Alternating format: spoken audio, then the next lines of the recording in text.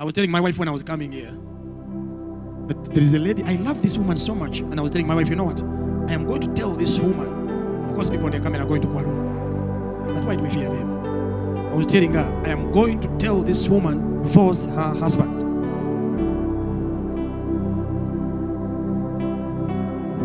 And I was giving her the reasons. And I said, this marriage is not supposed to continue. And I must tell this woman to divorce her husband. Because when I look at destiny, it is at risk. And purpose is not going to be served. But Cyrus, the Bible says, what God has joined together, let no man separate. So what if it is man who joined, not God? Because what God has joined together, let no man separate. It is true, I agree. What if it is not God who joined? Still man should not separate. There is someone who came into your life that every time you're with them, life is moving out of you. You are dying and dying, and you can't reconcile that relationship. It's irreconcilable. It will never work until you die. Why do you stay in that relationship? Have you joined more married people than myself? I am against divorce. I don't like it. I have even found people in court when they are divorcing, and I pray and I talk to them, and they withdraw the court cases. I have withdrawn the court cases of divorce. Me, so many. A marriage which everyone knows it can't work out, I make it work. By the time I say, we move out of that marriage, I'm saying something.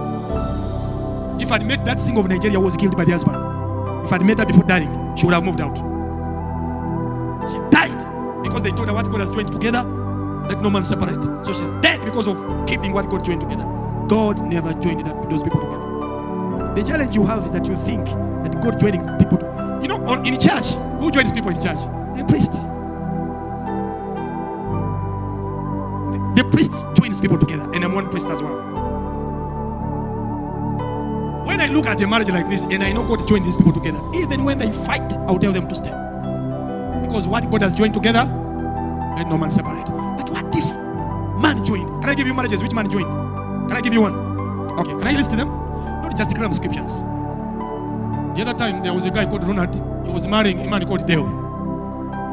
And they were in church. And both were men, and one man said, I'm the wife, for you are the husband. And for you think when they're in church and they put rings, then God is joining. That's what you think.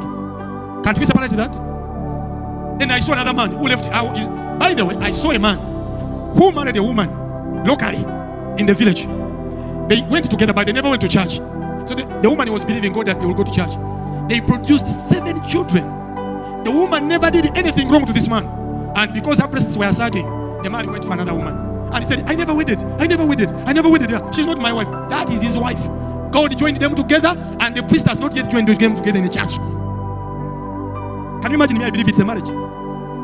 It just needs sanctification. Let them go and sanctify. You can't produce 7 children with a woman, and you say you are not wedded. You are going. No. What have you been doing?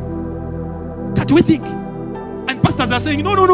She's not your wife. You are not wedded. Where is the evidence? Where is the evidence of Adam and Eve? Of course, I believe people should go to church and join together. Not so. I hope you don't misunderstand me. But there are these marriages. 7 children. Why don't you go to church and they pray for you? And men are becoming stupid these days. They get a woman, produce children. They don't want to wed because they want to leave the door open. When you come to me with a new woman and you have 4 children with the other one, I will tell you, you are married. Go and sanctify that marriage. And if you're a woman and you're here, and you are relating with a man who has 6 children with his wife because they are not wedded in church, you are a husband snatcher. Katika nguvuze, uliyo mukasa agenda what? Where do you want her to go? Our mothers were not wedded. My grandmother is not wedded. Am I not here? Am I not a preacher? You can't leave that woman and marry a young one. If you are genuine, marry an old one. If you're genuine, marry an old one.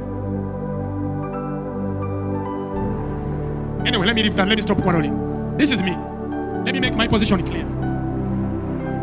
I believe that when you have a woman and you're not going to church and you are staying together for years and you produce children, you need to go and sanctify the marriage. That's what I believe. I don't believe you need to get another one. Are we together? Also, I believe there are marriages which must end. That's my position. There are marriages which will not work. You look at it, it's going where it's coming from. it's going is where it's coming from. I witnessed a marriage of a pastor whose wife constructed a shrine behind the house. I said, before you go to church, me, this is my shrine. I talked to the pastor myself, he's in Kampala here, and the wife has a shrine. And she said, no. I told the pastor,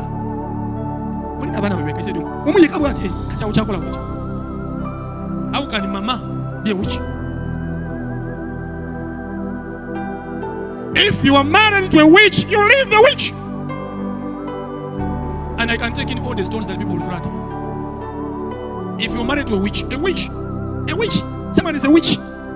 And a witch, suffer not a witch to live. You know witchcraft? Witchcraft is enmity with God. And he told me point blank, he said, my wife has charms. She's a witch. She has refused to change. How many years? For 4 years now. I said, give a warning. You can't be a pastor. This is mama. Muchala musumba musamize. Omusumba bawa musamize. Omusumba bawa musamize. Bawa musamize wo. Even their relationships, their friendships, which must end because they don't serve purpose. Don't put destiny at risk. Time is running out. Time is running out. Look at Kampala. All the buildings you see in Kampala, you don't even have a room. Muslims are owning all the things. Your life is stagnant, it's static. You don't have anything in life. You're wasting time. Destiny is at risk.